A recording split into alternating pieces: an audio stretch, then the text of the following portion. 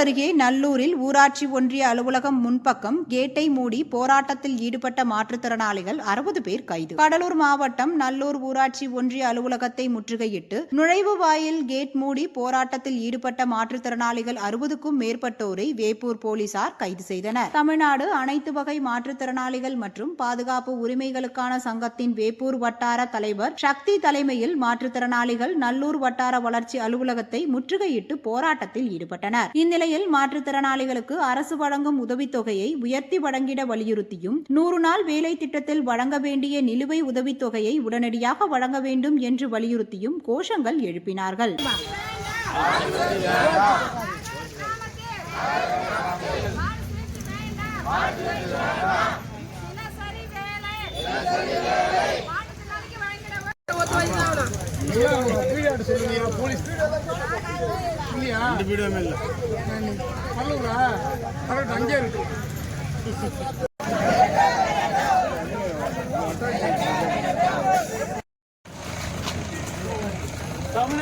தமிழக அரசு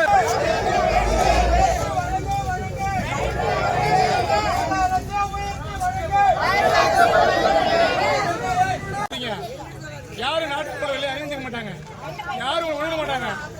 வெளியே விட சொல்லி நீங்க சொல்லுங்க, அவங்க வந்து பேசுவாங்க.